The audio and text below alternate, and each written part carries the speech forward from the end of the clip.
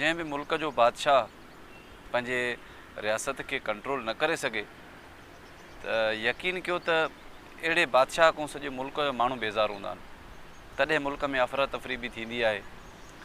हिकिड़े मुल्क जो बादशाह हुयो, उन जे मुल्क में हिकिड़ो तंदूरी हुयो, मानी खपाईंदो हुयो। माण्हू उन खां मानी वठी वेंदा हुया। मानीअ जो रेट जेको हो त ₹1 हुयो। जीअं महांगाई जो थी त उहो तनूर वारो माण्हू उहो तंदूरी बादशाह वटि हाज़ुरु थियो, अर्ज़ु कयईं त बादशाह सलामत, महांगाई ॾाढी आहे, अटो महांगो आहे, मज़दूरनि जी पघार आहे, दुकान जी मसवाड़ आहे, मानीअ जो रेट वधाइण थो चाहियां। तंदूरीअ खां बादशाह पुछा कयो त केतिरो वधाइण थो चाहीं? चई साईं ₹2 करणु थो चाहियां। चई वञी ₹5 कर। तंदूरी ॾाढो हैरान थियो त बादशाह जी जेको सख़्ती हूंदी आहे त महांगाई न कयो, ही पाण मूंखे इजाज़त थो ॾिए त ₹5 वञी रेट रख। उहो आयो सिधो ₹5 हिन रेट जो लिस्ट लॻाए छॾियो। माण्हुनि अची हड़तालूं कयूं, माण्हुनि ॾाढा एतिजाज कया। सॼे माण्हुनि जी कम्यूनिटी जेका आहे त बादशाह जे महल में ॾाढी रश थी वई। बादशाह पुछा कयो छा मसइलो आहे? चईसी मानीअ जो रेट ₹1 खां सिधो डायरेक्ट ₹5।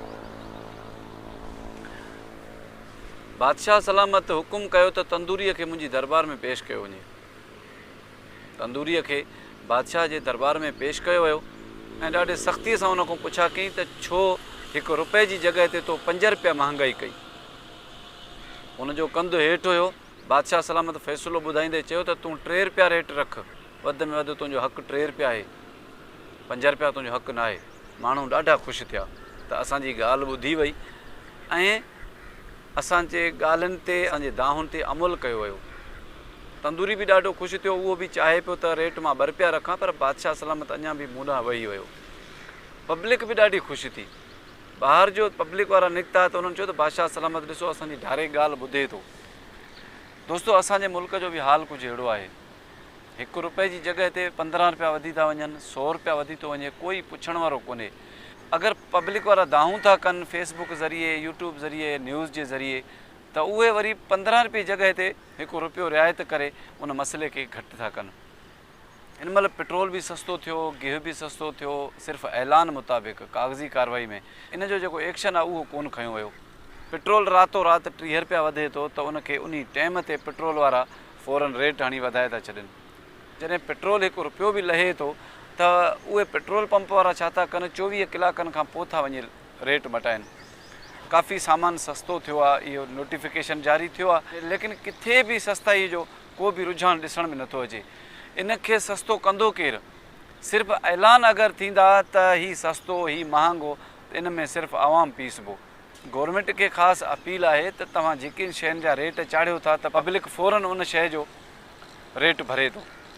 तव्हां जेके शयुनि जा रेट चाढ़ियो था त पब्लिक ते उनजो बोझ उन टाइम ते पइजी थो वञे, ऐं जेके रेट तव्हां लाहियो था, घटि था कयो त पब्लिक तां उहो बोझ हल्को नथो थिए। त अहिड़ा बि के कानून पास कयो त पब्लिक तां बोझ हल्को थिए, पब्लिक ॿ वक़्त जी मानी खाई सघे। ॾिसो, दुनिया में पब्लिक तब्दीली आणींदी रहे थी ऐं तब्दीली ईंदी बि सही, ज़रूरी तब्दीली। जेके हुकुमरान पंहिंजी मनमस्ती करे पब्लिक खे चरियो कयूं वेठा आहिनि, यकीन कयो पब्लिक खे जंहिं ॾींहुं हिन सियासतदाननि जे टोपी ड्रामनि जी ख़बर पई ऐं सभिनी खे ॼाण पई न, को बि सियासतदान ठगियूं न कंदो, पंहिंजे लाइ माल न ठाहींदो। उहो आराम सां वेही हुकुमरानी कंदो, आराम सां बादशाहत कंदो ऐं पब्लिक जे राय मुताबिक़ गवर्नमेंट हलाईंदो। मुंहिंजो पैगाम पसंदि अचे त पंहिंजे दोस्तनि सां ज़रूरु शेयर कजो। मूंखे कंहिं नए मौज़ू ते ॾींदा इजाज़त। पंहिंजो ख़्यालु रखिजो। अल्लाह निगहबान। नयूं कहाणियूं, घरेलू वाक़ियात ॾिसण लाइ असांजे चैनल खे सब्सक्राइब कंदा, लाइक कंदा, शेयर कंदा।